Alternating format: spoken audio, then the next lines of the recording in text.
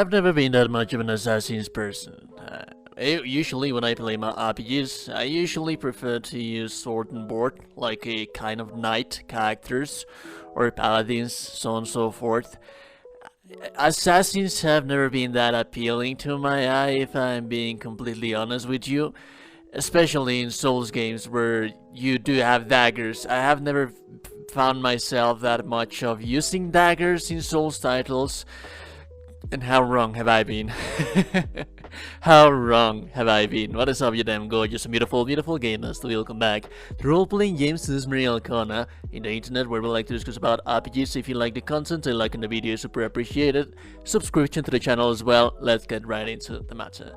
So basically, because of the patch 107, I wanted to try Reduvia because the armor design, the weapon design, has always been amazing. I have always thought that these weapons actually do look sick.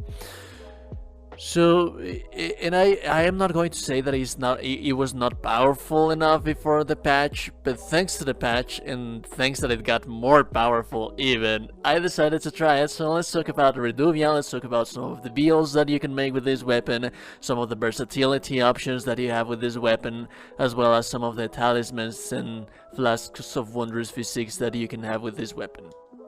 So first and foremost, one very bad thing that happened is that they nerfed the status build up on the enemies. Status build up in Reduvia is actually not that much. It's 92. There are weapons that have way higher status build up.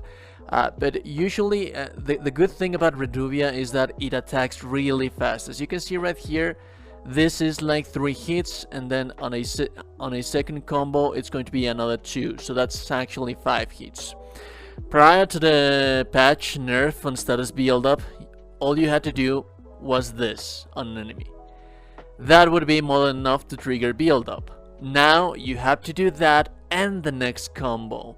Is that entirely bad?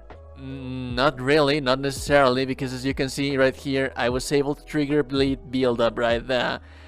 It is still quite fast enough, because at the end of the day these are daggers and they attack so very fast. I would even say that I am dealing like 5 hits, whereas on the same time frame of a single 100 sword would be able to deliver in that very specific time frame.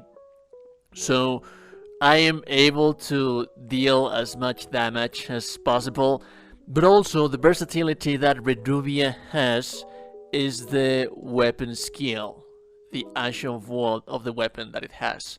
So basically what this does is that it allows you to attack from a distance, but also this thing is also going to start to build that bleeding effect.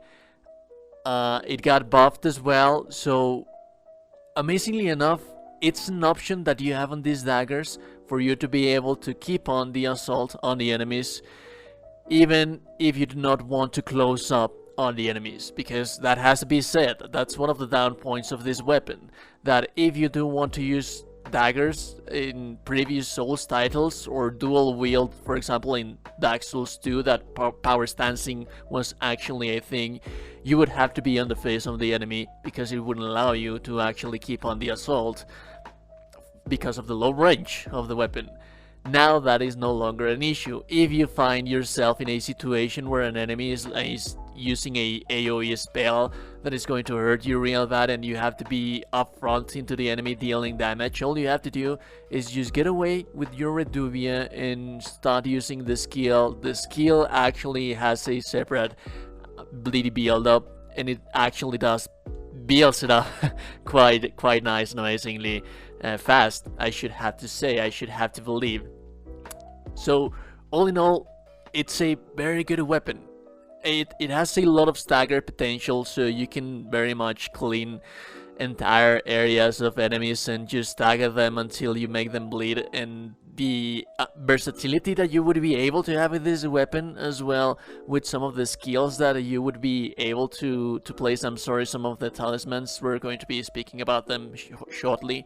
So basically the build that you want to make with this character is this that you have on screen right now. I know that Arcane stopped scaling the bleed build up status ailment at around 45 and 50. That is where it starts to deplete and that the sweet spot for bleed build up. But Reduvia does have a B scaling on Arcane, and granted, I know that even then, when it has a B scaling on Arcane, the scaling of the weapon is not going to be amazing because it's a dagger at the end of the day, but it will allow you to, if you see that 400 I'm sorry, if you see that 80 Arcane, you will have a total of 400 AR, which is actually quite amazing. And if you dual wield the Reduvia, that's going to be 800 AR.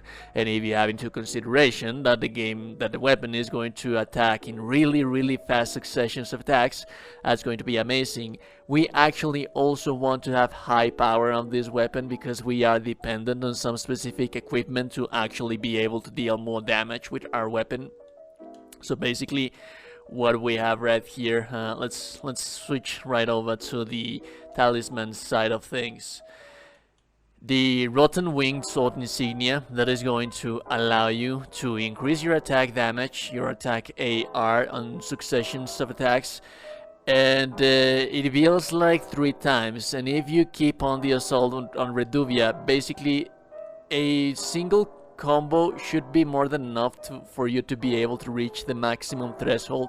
And as you can see right here, it doesn't actually take that much to actually finish the combo.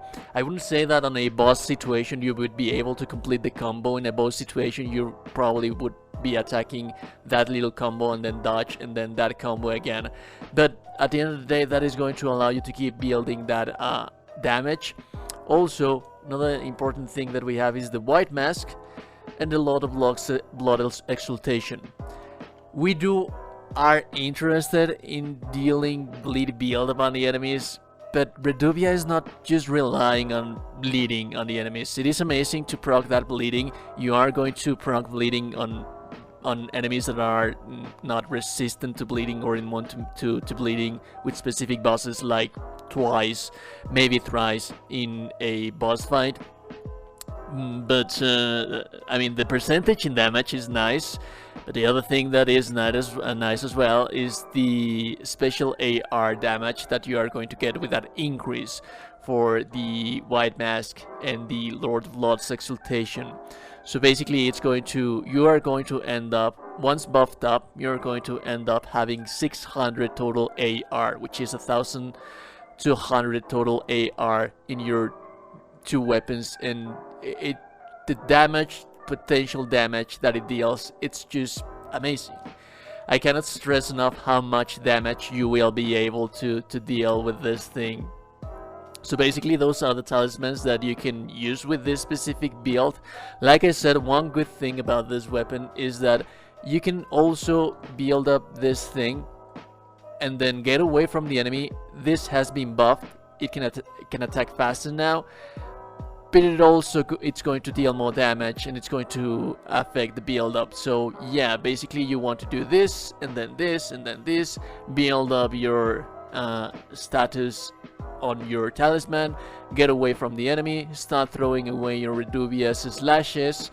And yeah, I mean, the amount of versatility, this is a very good roundup build that I have been using, and I just having tons and tons of fun with it. And I do have to say that it is not only effective against blood vulnerable bosses, the raw damage, the fast attacking damage that you have. Also, one thing to have in mind is that your Mimic Tia is going to use the Reduvia as well, so you can swap the aggro from the enemy in kind of a situation where you would have a Spirit Ash that has the range on the weapon, so you're going to be swapping back and forth your bosses, so that is also nice as well.